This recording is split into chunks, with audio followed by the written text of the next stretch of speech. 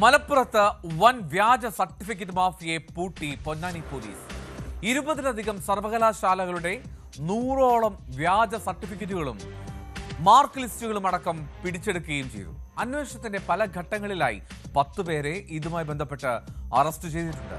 പൊന്നാനിയിലെ വിദ്യാഭ്യാസ റിക്രൂട്ടിംഗ് സ്ഥാപനത്തിൽ നടത്തിയ പരിശോധനയിലാണ് വ്യാജ സർട്ടിഫിക്കറ്റ് മാഫിയ കുടുങ്ങിയത്. കേസിലെ പ്രധാനി ഡാനി എന്ന ധനീഷ് വ്യാജ സർട്ടിഫിക്കറ്റുകൾ വിറ്റ് സമ്പാദിച്ചത് പൂനെയിൽ 2 5 സ്റ്റാർ ബാറുകളും വിദേശത്ത് അപ്പാർട്ട്മെന്റുകളും അടക്കം കോടികളുടെ സ്വത്താണ്. ഈ വ്യാജ സർട്ടിഫിക്കറ്റ് ഉപയോഗിച്ച് സർക്കാർ സർവീസുകളിൽ കയറിപ്പറ്റുകയോ പ്രമോഷൻ തരപ്പെടുത്തുകയോ ചെയ്തിട്ടുണ്ടോ എന്നും പോലീസ് പ്രത്യേകം പരിശോധിക്കുന്നു.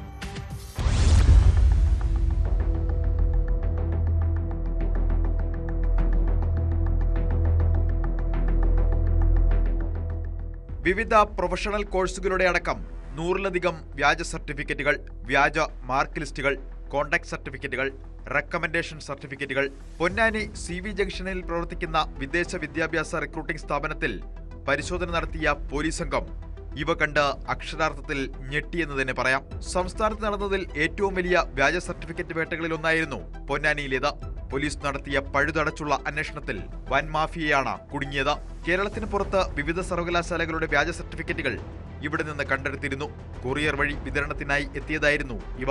തുടർന്ന് സ്ഥാപനം നടത്തുന്ന പൊന്നാനി പോത്തന്നൂർ സ്വദേശി ഇർഷാദിനെയും വിതരണത്തിന് വേണ്ട സഹായം ചെയ്തിരുന്ന തിരൂർ സ്വദേശികളായ രാഹുൽ, നിസാർ എന്നിവരെയും പോലീസ് അറസ്റ്റ് ചെയ്തു.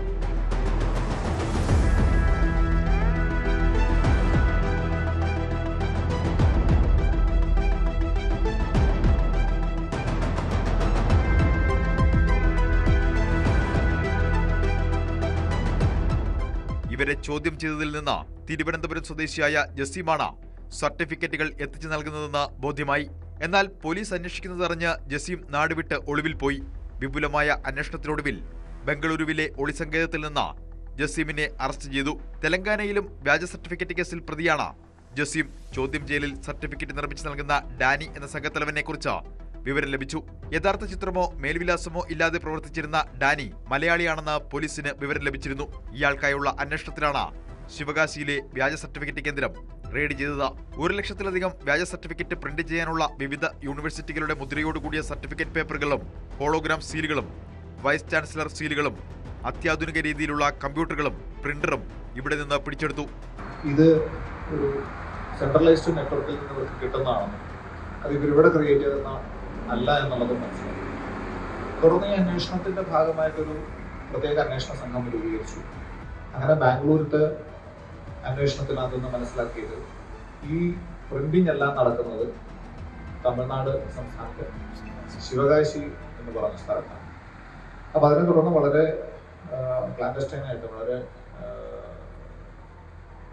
രഹസ്യാത്മകമായിട്ടുള്ള ഒരു ഓപ്പറേഷനിൽ കൂടെ പൊന്നാനി SIയും ടീമും ശിവകാശിയിലെത്തി അവിടുത്തെ ലോക്കൽ പോലീസിൻ്റെയും കൂടി സപ്പോർട്ടോടുകൂടി ഇതിൻ്റെ ഒരു കേന്ദ്രം ബസ്റ്റ് ചെയ്യാനുണ്ടായിരുന്നു.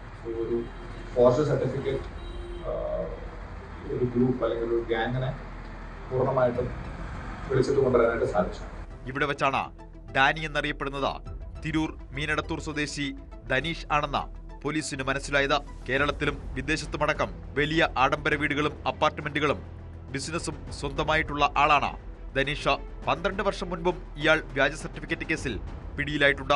ധനീഷ് വ്യാജ സർട്ടിഫിക്കറ്റുകൾ വിറ്റ് സമ്പാദിച്ചവയിൽ പൂനെയിലെ 2 5 സ്റ്റാർ ബാറുകളും വിദേശത്ത് അപ്പാർട്ട്മെന്റുകളും ഉൾപ്പെടുന്നു. പോലീസ് തെരയുന്നതറിഞ്ഞ് വിദേശത്തേക്ക് രക്ഷപ്പെടാനുള്ള ശ്രമത്തിനിടെ കുന്ദമംഗലത്ത് വെച്ചാണ് ധനീഷിനെ സാഹസികമായി അറസ്റ്റ് ചെയ്തത്. പ്രിന്റിംഗ് പ്രസ്സിലുണ്ടായിരുന്ന തമിഴ്നാട് ശിവകാശി സ്വദേശികളായ ജൈനുൽ ആബിദീൻ, അരവിന്ദ്, വെങ്കടേഷ് എന്നിവരെയും അറസ്റ്റ് ചെയ്തിട്ടുണ്ട്. ഒരു വലിയ സംഘം, ഒരു വലിയ റാക്കറ്റ് ഇതുമായിട്ട് ബന്ധപ്പെട്ട് കേരളത്തിലുടനീളം പ്രവർത്തിക്കുന്നുണ്ട് എന്നുള്ളതാണ്. ഇതിൽ ആദ്യത്തെ അറസ്റ്റായിട്ട് ഇവർക്കൊരു ഇർഷാദിനെ, പൊന്നാനിക്കാരനായിട്ടുള്ള ഒരു ഇർഷാദിനെ നമ്മൾ അറസ്റ്റ് ചെയ്തു.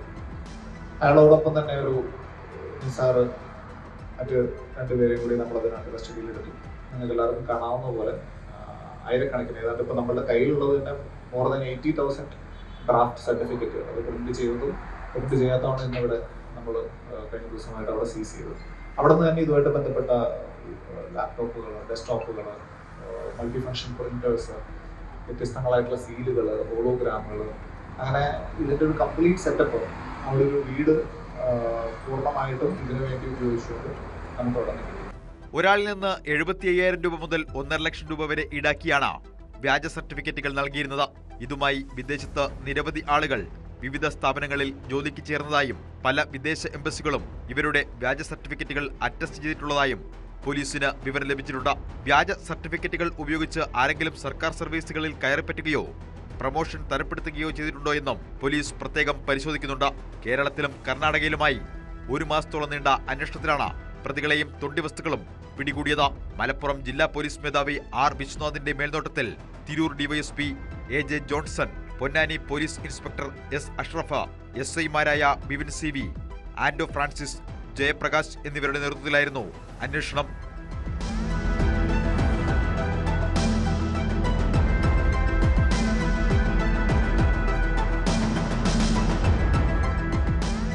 ന്യൂസ് 18 തിരൂർ.